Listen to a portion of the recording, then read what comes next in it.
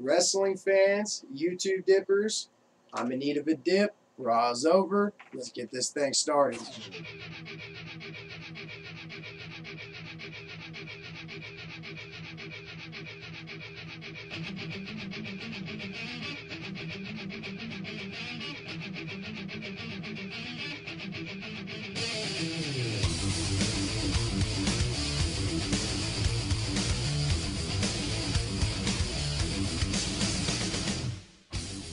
Kicking things off today, I am dipping Redman Wintergreen Longcut. Gonna pack a lip and we'll get started on this Raw review. Tell you what, this show was something tonight.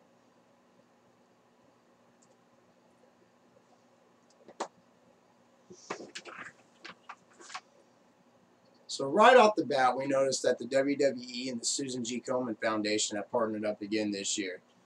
You know, this is good for the WWE. Kudos to them. In my opinion, their pink wrestling attire, the pink rope on the ring, looks ridiculous. But, again, kudos to them. So that was the way we started off Raw. They zoomed in on the logo. They were talking about the cancer thing being back, and they were plugging a lot of merchandise tonight for that. So, anywho, so the Authority comes out to start the show, and the crowd right off the bat starts with the CM Punk chants. Now, they're in Chicago, so, you know, you had to have been expecting at least a little bit of something there. Now, as that kind of went along, Stephanie said, why would you guys want to root or cheer or chant for a quitter, a leaver, a stealer? And I didn't know what they meant by that. But then she referenced Dean Ambrose stealing the Money in the Bank briefcase from Seth Rollins on SmackDown. Then Paul Heyman interrupts. He comes out to say that Brock Lesnar feels disrespected at Seth Rollins' actions at Night of Champions. Seth Rollins then comes out and squashes all the beef with Heyman. Heyman then says it better not happen again or he'll be dealing with Brock Lesnar and not him. Seth Rollins continues on and says that he had personal items in the briefcase that Dean Ambrose stole. The Authority says that the contract for the Money in the Bank stipulation is still valid for Seth Rollins. Dean Ambrose appears on the Titantron and says, if you want the Money in the Bank briefcase, come and get it.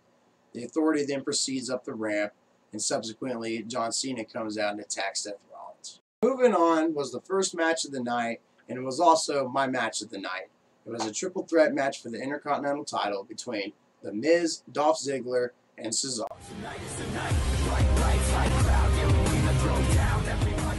This match gets the match of the night only because of a great performance out of Dolph Ziggler. I think it was very stupid of the WWE to put up the Intercontinental 3 shows in a row. It really shows that they devalue the belt. Now, because this is the match of the night, Dolph Ziggler really showed a lot of effort here, and most of the effort came from him. Cesaro can wrestle and The Miz can wrestle, but most of it was Ziggler. Much to my dismay, Ziggler picks up the victory here. I think it's time to push Cesaro. Ziggler's weak, and I think his time has passed. Moving on, we saw security guards in the back looking for Dean Ambrose, yakety schmackety schmack, pulling up the drama, and then a creepy-ass Wyatt promo hit. Now, everything I gathered from this promo suggests that they are planning on pushing Luke Harper on a solo career. Bray Wyatt came out to say that he had fixed him and that it was time to let him go. But my opinions about that is you know, he hasn't even been tag champions with Rowan, and you know, I think they really need to hit that mark. Harper on his solo career already doesn't seem right. They need him in the tag team belts, but I could be wrong about it. It just, the way they did the promo, the way they had Bray talking, it sounded like Harper was going to start out to be on his own. So, you know, I don't know. You let me know what you think about that. I think it's too soon for Harper to be on his own. But next up was surprisingly not my piss break of the night. Layla versus Rosa. Another Total Divas plug. Man, am I fucking bored of this. This match saw a lot of hair pulling, slapping, yelling, screaming, holds, Very boring match. It wasn't the piss break of the night. We'll get to that. But this is just insane the way they do this. I mean, they weren't even interested on the match in this one. They were interested on the drama between Natalia and Tyson Kidd. That evidently they had some drama on Total Divas. Now, in real life, they're married. I don't buy that crap that they're really having issues. I just think it's another way to get people to turn their eyes on the E Network. There was only one move in this match, and that was the finish, and that was the layout from Layla. If they would just let these girls wrestle, they would put on a show for you. They would not have such a bad rap. If you want to know what I'm talking about, watch the TNA knockouts. They are incredible. They go out there, they perform, they do the moves, they fly off the ropes. They're incredibly good. Now tonight on Raw we saw three Divas matches, and none of them were bad, but this was just insane. They need to let these girls go and let them wrestle. It is so not fair to them the way they do that career for them. With these lousy, skimpy outfits that which is good for eye candy, but it's not good for the athleticism that most of these girls go through to make things happen. But moving on, we saw Dean Ambrose come to the ring, case in tow, saying that he knows why Rollins wants it back. He says that there are some personal items left in there, and Rollins had mentioned that earlier, and that Rollins wouldn't want anybody to know what's going on in the case. Then Seth Rollins comes out with the security in a large number this time, and goes after his case. Dean Ambrose runs out of the ring, lets Rollins get the case. I like the way they're pushing Rollins and Ambrose, especially in a feud together, seeing how they used to be a tag team. But anyways, moving on with my review. Next up was Bo Dallas versus Mark Henry.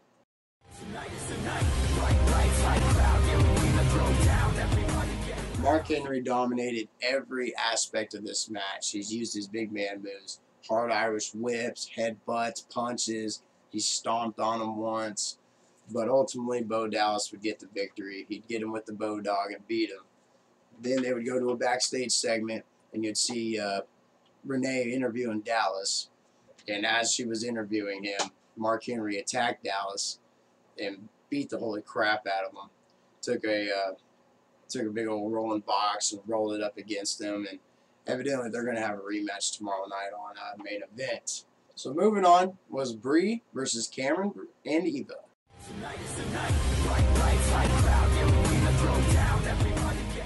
This handicap match saw a lot better Divas match than I have seen in a long time. I was impressed. The WWE doesn't do this too often, and I wish they would. Ultimately, Breez would get the victory here, but every part of this match was on point and swift. I just, again, I cannot stress enough why they don't do this to these girls. Man, I don't get it. I could rant for an hour on how they won't push these girls and let them wrestle and be real athletes. They screw around. It's more important to plug a scripted reality TV show than it is to really show these girls and what they're worth. I miss the Litas and the Trish Stratuses and the things that made women's wrestling.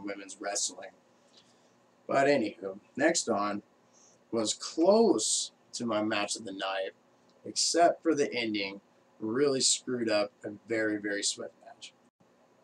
Now, why does the WWE, when they have talent that is very useful to them, and I understand the need for jobbers, but why do they waste time with this cartoony crap that doesn't get anybody anywhere?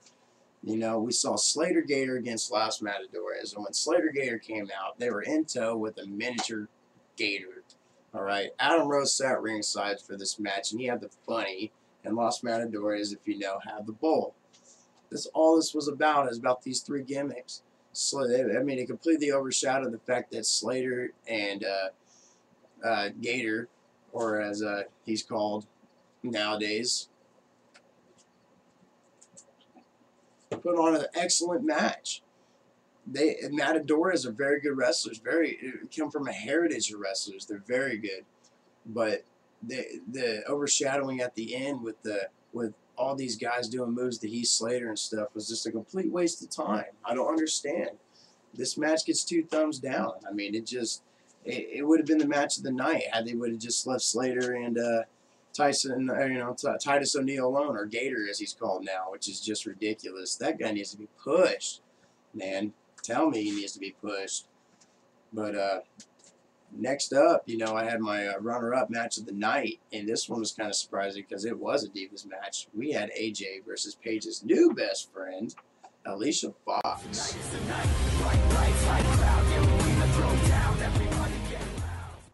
AJ jumping off the top rope, excellent athleticism, fucking perfect moves done. I mean, no blotches. This is what Divas Wrestling should be all about. Alicia would pick up the victory via scissor kick off the back of AJ when she was distracted.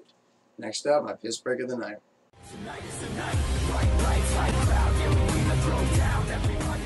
Sheamus versus Damian Sandow. Now, out of these two guys, you would expect a quality match, but let me tell you something. This was complete bullshit. This was a waste of time, runabout. It's all about this Miz and Damian Sandow thing, which is just a dumb storyline. These two could be a legitimate tag team if they're pushed right. I don't know what the WWE is doing with these people half the time.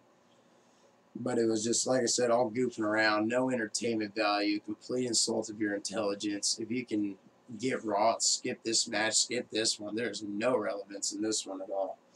And, of course, last but not least, my main event of the evening.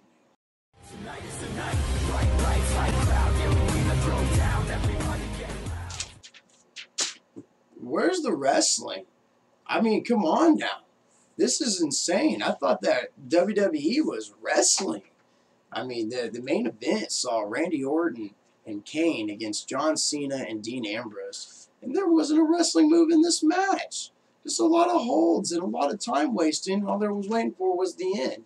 And the end is just another big push for the Rollins-Ambrose thing, which needs to happen for the Hell in a Cell that I'm sure they're going to have. But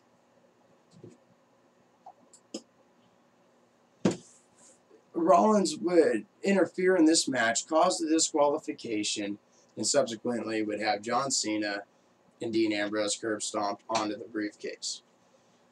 This Raw was terrible. I don't know. I wasn't expecting much being so far away from a pay-per-view, but come on now. To insult your intelligence, it's like that is just insane. What a horrible Raw. Almost disappointed I watched it, but WWE fan for life, so I'm going to sit there through the bad times and the good times, But anyways, overall on Raw, 5 out of 10. Horrible. Don't recommend it, but we'll see how next week goes. We'll see if there's going to be some better action going on, and it's being closer to the pay-per-view. Maybe we'll see some more storylines progress, a little more relevant. So anyways, on to...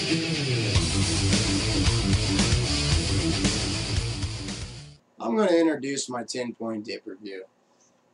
Redman Wintergreen.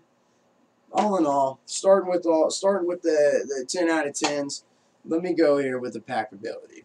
We got an 8 out of 10. The presentation, shitty plastic can. It does have a peel-off label on the front, so you got to look at that warning label. And I give that a 4 out of 10, just because of that. Other than that, it's pretty lousy, ugly, boring, the works. Taste, 6 out of 10.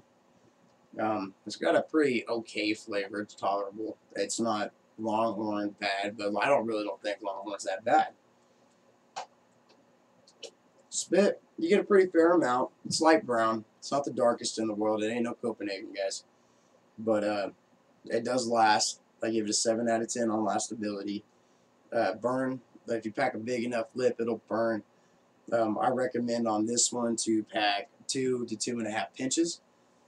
Depending on the size of the pinch, of course, but I'm talking about, pretty moderate amount that what most average dippers dip.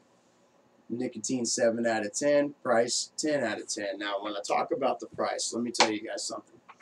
This stuff around here, and there's a little price tag on this can that says $1.29. Now, I don't know if the camera can pick that up or not, but I get these coupons from Pinkerton that are $3 off 2 cans.